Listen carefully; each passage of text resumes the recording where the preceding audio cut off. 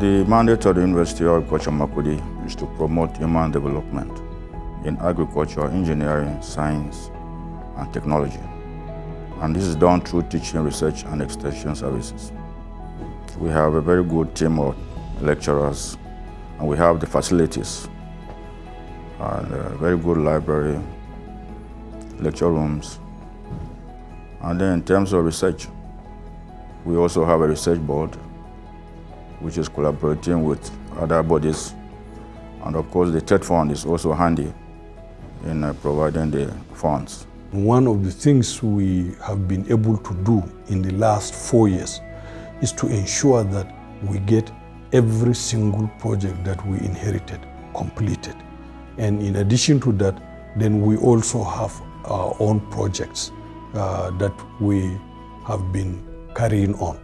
And we have made sure that our projects are equally done within the specified time.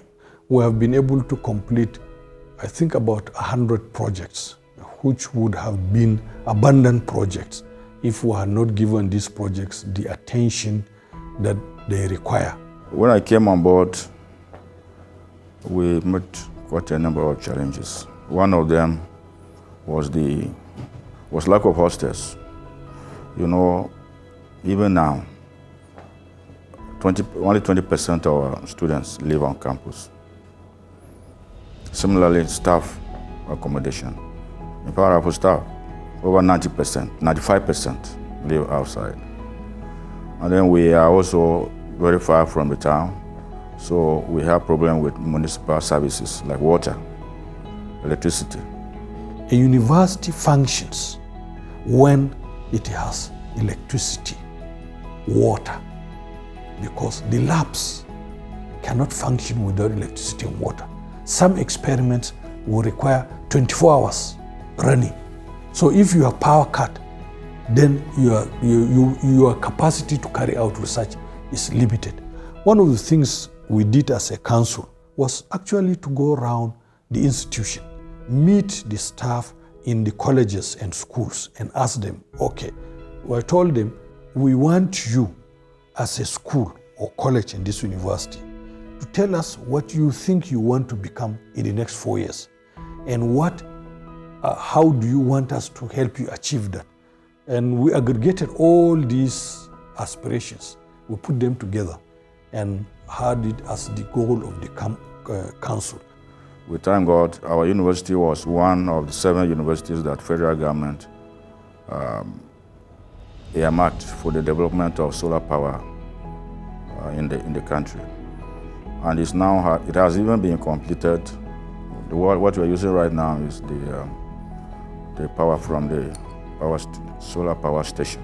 We have 24 hours of power supply on this campus. Water too, we have. This too was, as a result of the federal government, a project which they improved on our water system, especially reticulation. So they can now pump water to almost every part of the campus.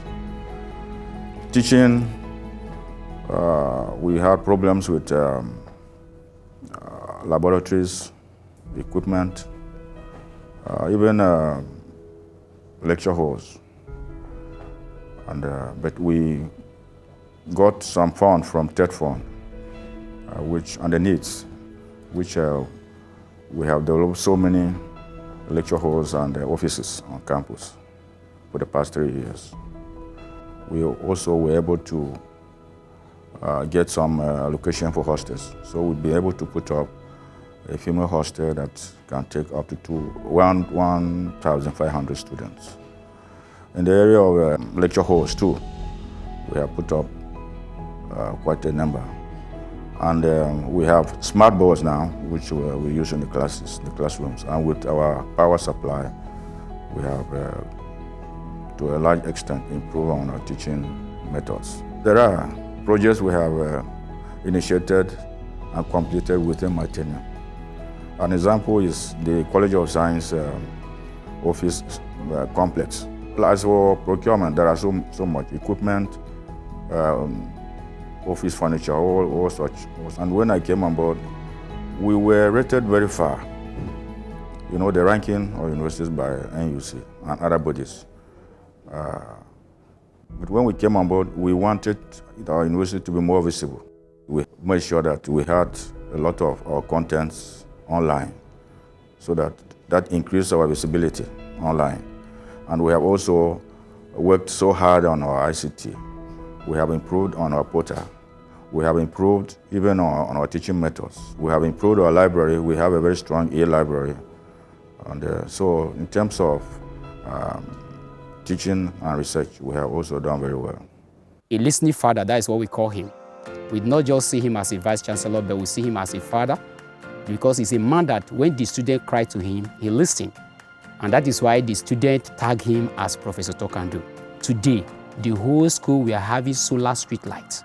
If you are coming for 4 years, in fact, even before the 4 year, you will graduate. Because he has been maintaining the smooth running of the academic calendar. ICC has been seen as the brain box behind the smooth running of the academic activities. Because most of our activities like paying of school fees, registration of courses, everything are being done online.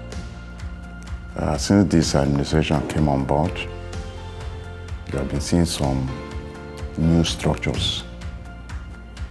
If you go to the College of Science, the College of Science complex is beautiful. So one of the best. There are hostels that will be commissioned. We have engineering complex that will also be commissioned. One of the best.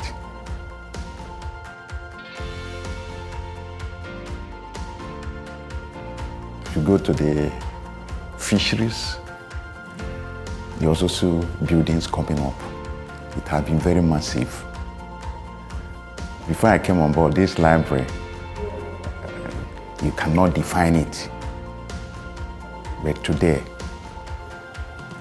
it's one of the best. In short, those that have been coming for accreditation have testified to it. The major achievements for this administration has been the explosive student population, because we've doubled when we took over. And then staff training, we've trained a lot of staff, academic staff, non-teaching staff. And then in research, we also done a lot of research. I assisted in doing a lot of research. And then on the commercial farms, a lot of improvement and a lot of output. Every part of our physical facilities is very important. It's designed to solve a specific problem. The population has increased, yes, so also more development projects have come up to take care of those increased population. Projects by their nature, we say that the building blocks of development. In that term, when you see an administration that's being development-minded, it means it has built from an existing state of development and improved on it. In terms of hostel accommodation, for a long time, there were none. Government was not building new hostages until when needs came.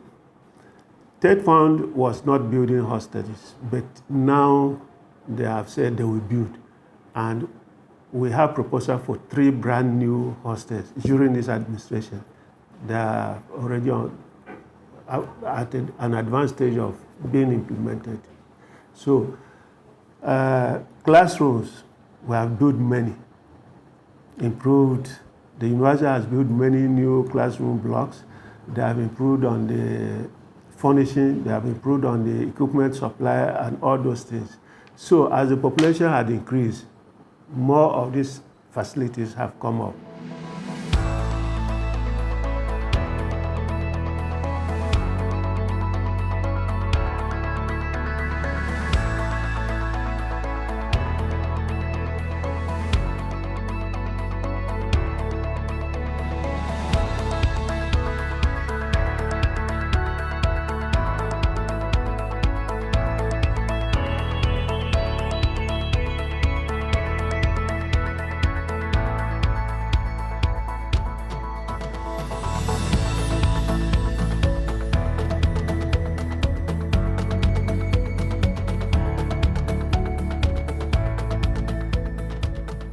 Most times the challenges that come with population explosion is managing students and then the facilities on ground. So what we've done as registry is to advise administration. So we're able to get administration to get more classes ready and more hostels ready. Since the university was established, it has been a dream of the university administration. All the administration that have come and gone, it has been their dream to have a Senate building on ground, which was never achieved until 2018. With the 2018 capital appropriation from the federal government, we're able to start what you are seeing now as the Senate building.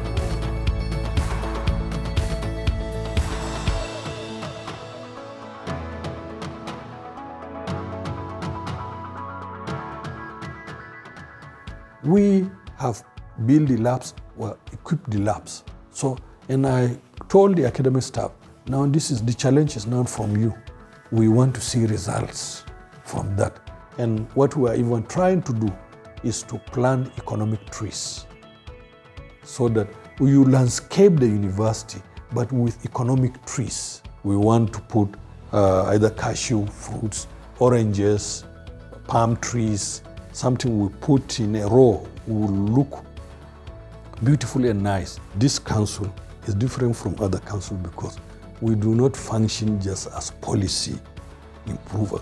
We go out of our way. We function like the management. We come to Abuja to look for projects along with the VC and other principal officers. We go around and look for things for the university. This liaison office, we are the one who secured it. We thought it is important. It adds to the value of the assets of the university. But it's also a place where the university people can come and find a place to stay. Federal University of Agriculture, Makurdi Guest House, equally referred to as a liaison office in Abuja, is one of its kind that has no match. We are very prudent. Any money you have, you make adequate use of it. There's no waste. Every kobo we have, we put it into work. And that is why you see all this actually development here and there. What has made this thing work is because of the teamwork. We've worked together. The VC doesn't take any decisions on his own. We are always together, plus the council. The Vice-Chancellor, the two Deputy Vice-Chancellor, the Registrar, myself and the librarian. In fact, we sit like a family. The job of the university and the council, which represents the government basically, is to provide the necessary implements to make it possible for us to conduct research. In my 30 years in UNI AGRIC, I've never seen a council like this. The chairman, Professor Alkasum Abba, we have Alhaji Mashi, we have Bazwagu. These are three wonderful people. The future is very bright. You know, we have a very big campus, and that is an advantage. We are going into commercial farming. We have started already. And we are believing that we will increase our IGR so that even outside what the government is giving us, we on our own can develop in certain areas. Because we are involving people outside. Like the farming I'm talking about, there are two big companies that are here who are doing mechanized farming, down the river side and then up. And they are even started irrigation farming. So we can even farm during the dry season. And we should be able to supply so much foodstuff even within the Benue community and beyond. We have a seed center, and we are believing that some of the seeds will be improved to help the local farmers go into, improve on their farming activities. And then, of course, the students themselves, we are hoping that with mechanized farming, they don't even need to go far for their IT. They will benefit around, they'll be here. And we are believing that before they graduate, they may even have a very good hands-on experience on farming with the machines, tractors, harvesters, and so on and so forth. So we are believing that in the near future, we will have a very good future, especially for our students, so that by the time they graduate, they are not just graduates, but they are people that can go into self-employment. And of course, I also want you to know that we are very strong in entrepreneurship. There's a center for entrepreneurship, and we are believing that by the time they graduate here, they are very knowledgeable in entrepreneurship, and so they will be very useful, even without employment by government. You see, what we are planning is to make sure that every student that is admitted into this University of Agriculture must have a plot of land. Then this student must be able to cultivate that plot of land, not only for the training, but it will help the student also raise funds to pay for his or her maintenance in the university. Because what we are thinking of doing is we will provide the land, we can provide the seeds, other equipments, consultancy services, and you cultivate and we buy. You can pay us in kind. And then if it is rice, we are planning to have rice meal so that we can have our rice meal there. So we want to develop agribusiness in that university so that when students graduate, they are not just knowledgeable in agriculture, but you need business to transform agriculture into a money-making enterprise. And that is why it is very critical, not only just to teach people how to grow crops or livestock or fish, but how to transform this one into business. The university is making everything possible to make it a global institution. So with this drive, this university will be one of the best. The university Vice-Chancellor have that vision and is pursuing it vigorously with his team, which some of us belong to. The next 5 to 10 years, we'll have e-council. We are getting there because most of our minutes are sent online. We want to bring on board new programs, especially in agriculture. Programs like fields. You see, with the problems of heather farmers, we want to have a center on campus here where we shall have a kind of a ranch, a model ranch, develop it to an extent that people can come here and learn how to keep animals in a ranch.